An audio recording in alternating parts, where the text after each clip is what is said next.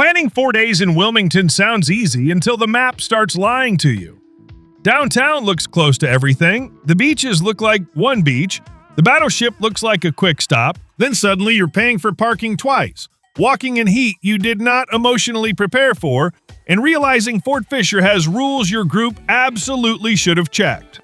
So if it's your first time there, this plan keeps Wilmington simple without making it boring.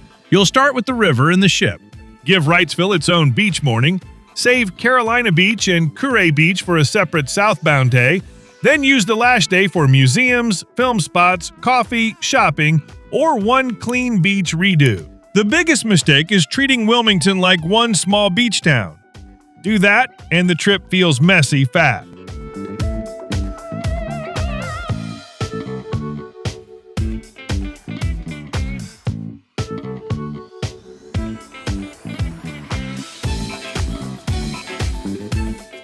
Day 1.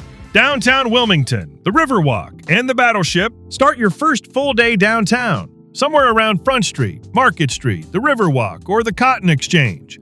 Get coffee, get breakfast, and park once if you can. This is the day where you want to learn how Wilmington fits together before you start chasing sand. If you begin the trip by driving straight to a beach, downtown turns into that thing you squeeze in later when everyone's tired, sunburned, and pretending one quick photo by the river counts as seeing the city. The Riverwalk should carry your morning. It runs along the Cape Fear River for nearly 2 miles, so use it as your path through downtown, not as a 5-minute stop. Walk a section. Pause when the river view opens up. Cut into nearby streets when you want shade, then come back toward the water when you're ready. That's the nice thing about this first morning. You're not racing yet. You're getting your bearings. Keep it casual. Browse a few shops. Step into the Cotton Exchange area or nearby blocks if the sun starts getting annoying. Wear shoes you actually want to walk in. This is not the moment for beach towels, coolers, and the giant bag nobody wants to carry by 11 a.m. Spring and fall are usually easier for this kind of day because walking feels less like a dare.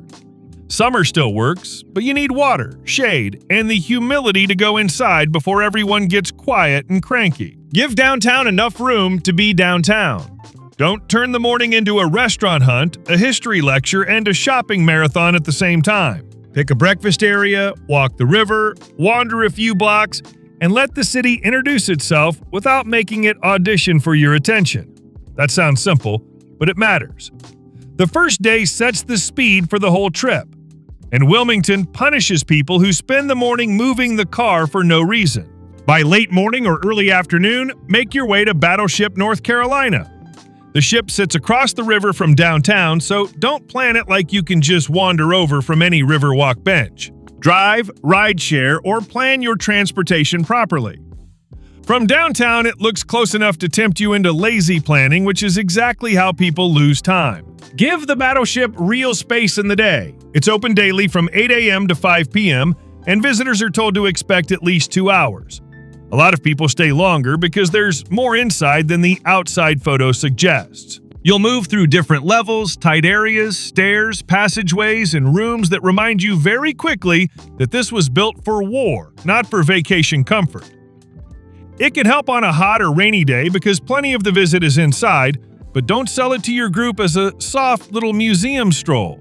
It's still a ship, and it asks your knees to participate. This is why you don't save it for late afternoon. If you show up when everyone's already thinking about dinner, you'll rush the best part of day 1. Let the ship slow the day down in a good way. Downtown gives you the street-level view of Wilmington. The Battleship gives you the other side of the river, the scale, and a different kind of memory than just food, shops, and water views. After that, go back downtown and keep the evening easy. Pick dinner near the Riverwalk or a few blocks inland. Walk after the sun drops, get dessert, or return to a street you liked earlier. If you're visiting from April through September, the Port City Trolley can help with downtown movement. It's fare-free, runs every 30 minutes along Front Street, and should be treated as a helper, not your whole transportation plan. End the day with downtown feeling familiar. You should know where the river is, where walking felt easy, where parking made sense, and which blocks you'd come back to without thinking too hard. That's a strong first day. No beach hopping, no sweaty crosstown mission, Just Wilmington by the river, the Battleship across the water, and an evening that doesn't leave you already tired on night 1. Day 2. Wrightsville Beach, Airlie Gardens, and the Coastal Reset. Day 2 is for Wrightsville Beach, so make the morning count. You don't need to wake up like you're reporting for military duty, but don't drift in at noon and act shocked when parking feels annoying. Wrightsville is the clean ocean morning of this trip. Pack lighter than you think you need. Bring sunscreen and water, and leave room in the plan for the fact that beach days can make normal adults behave like overheated toddlers. Paid parking at Wrightsville Beach runs daily from March 1st through October 31st, and the rates depend on where you park. That means you should decide your beach area before you arrive instead of circling the island with everyone silently judging the driver. Read the signs, pay for the time you'll actually use, and remember that bad weather or unused time usually won't care about your vacation optimism. Keep the beach part simple. Walk the shoreline, swim only when conditions and flags allow, spend time near the pier if that fits your plan, or book surfing or paddleboarding only if you've checked the operator yourself. You don't need to turn the morning into a beach Olympics. Wrightsville is at its best when you give it space to breathe. Sit down, look at the water. Let someone in your group say, "Okay, this was worth it," without immediately dragging them to the next thing. Also, don't pack like you're moving to the sand permanently. A towel, water, sunscreen, shoes, and the basics are plenty for most people. The more you carry, the more the walk back to the car starts feeling personal. Wrightsville is nicer when the morning feels light. If the group wants a longer beach stretch, great. If everyone's done after 2 or 3 hours, leave with your dignity and your parking receipt. By midday, leave the sand before the mood changes. You know the moment. Everyone's hungry, sticky, and one parking app notification away from becoming a different person. Food matters here because it saves the rest of the day. Eat near Wrightsville if your parking setup still makes sense, or head back toward Wilmington if the group is done with the beach. Either way, build in shade, air conditioning, and a reset.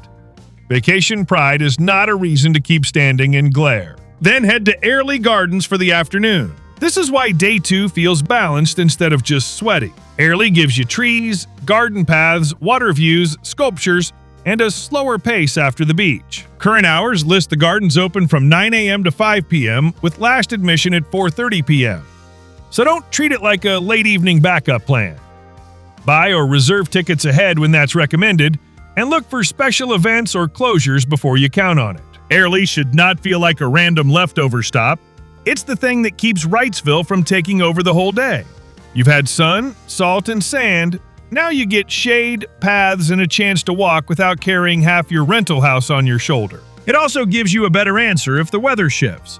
Summer storms can move in fast, and even when they don't, the heat can still boss everyone around by mid-afternoon. Do not add Carolina Beach after this. That's how a good day turns into one of those trips where everyone insists they're having fun while quietly checking how long the drive back is. Carolina Beach and Kure Beach sit in a different direction and have a different feel. Save them for tomorrow. Today is Wrightsville in the morning, Airlie in the afternoon, and a night that doesn't ask your group to keep performing. For dinner, choose based on where you're staying. If you're near Wrightsville, stay close and keep life easy. If you're downtown, go back, clean up, and have a slower night near the river or wherever feels convenient. The point is not to repeat day 1. The point is to let the beach day come down gently. Day 2 should leave you satisfied, not fried. You got the classic Wrightsville morning, paid attention to parking, escaped the harshest part of the day before it turned ugly, and used Airlie as the calm second half. That's a much better plan than pretending every beach around Wilmington can be shoved into one long sunscreen-scented blur. Day 3, Carolina Beach, Kure Beach, and Fort Fisher. Day 3 goes south toward Carolina Beach, Kure Beach, and Fort Fisher. And it should feel different right away. Start with breakfast or coffee before you drive. This day has more moving pieces, so don't begin it hungry and vague. Carolina Beach gives you the livelier start, Kure Beach slows things down, and Fort Fisher adds the history at the far end. Keep that order, and the day makes sense. Begin with Carolina Beach. If the weather is good, use the morning for the Boardwalk area, beach access, and an easy walk near the water before the sun gets too bossy. If your group likes trails more than towels, Carolina Beach State Park can be the better first stop. Its hours change by month, so check the current park page before you promise a long, late visit. Either way, don't overload the morning. Carolina Beach has enough going on without you trying to collect every possible activity before lunch. Parking needs a little attention here too. Carolina Beach enforces paid parking from March 1st through October 31st from 9 a.m. to 8 p.m. with different rates for lots, premium lots, and street spaces. Normal person translation. Know the area you're aiming for, read the signs, and don't assume the easiest spot will be sitting empty during peak time. If you're traveling with kids, older relatives, or someone who hates long, hot walks, your parking choice affects the whole mood. Keep the late morning flexible. Walk the boardwalk area, grab something casual if the season supports it, or keep the beach part short if the heat is already winning. Events, rides, fireworks, concerts, and outdoor movies can be great when they're actually scheduled, but don't build your whole day 3 around something you saw in an old post. Check the current calendar if seasonal events matter to your group. Around midday, move toward Kure Beach. The energy changes there in a good way. It's smaller, quieter, and easier to understand.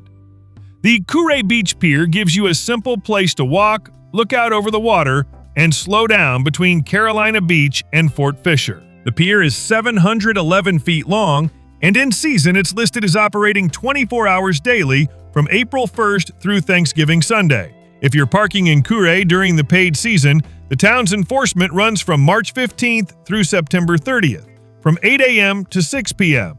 So check signs before you wander off. From Kure Beach, continue to Fort Fisher. This is the part of the day where planning really matters. Fort Fisher State Historic Site is open Tuesday through Saturday from 9 a.m. to 5 p.m., and it's closed Sunday and Monday. General admission is free, while outdoor guided tours depend on staffing, weather, and what's available that day. So if Fort Fisher matters to you, don't put this day on autopilot. A Sunday or Monday plan will not magically bend because your itinerary is cute. Give Fort Fisher enough time to work. You don't need to turn it into a school lecture, but it deserves more than a rush stop before dinner. Move through the exhibits if they're open. Walk where conditions allow. And notice how different this end of the island feels from the boardwalk area. There's more wind, more open space, and a sharper edge to the place. It's a strong finish to the southbound day because it gives the trip weight without pulling you all over the map. End the day without turning the evening into a bonus challenge. Stay near Carolina Beach or Kure for a simple dinner, take one last beach walk if the weather's behaving, or return to Wilmington before everyone's cooked. You've done the livelier beach, the quieter pier, and Fort Fisher. That's enough movement. Let the day end near the water or back downtown with no extra mission attached. Day 4. Museums, film spots, or the slower Wilmington finish. By day 4, your best plan depends on what the trip still needs. Maybe you've had enough sun. Maybe rain messed with one morning. Maybe half the group wants one more beach walk and the other half wants air conditioning and coffee. This is the day that keeps Wilmington from ending in a tired little sprint. You get 2 choices. Pick one, keep it clean, and don't turn the last day into a punishment. The first choice is the indoor, cultural, film-friendly Wilmington Day. For most visitors, this is the safer bet. Start with coffee downtown or near your stay, then choose one main place to visit. Bellamy Mansion is a good fit if you want architecture, local history, and a stop that feels planned without taking over the whole day.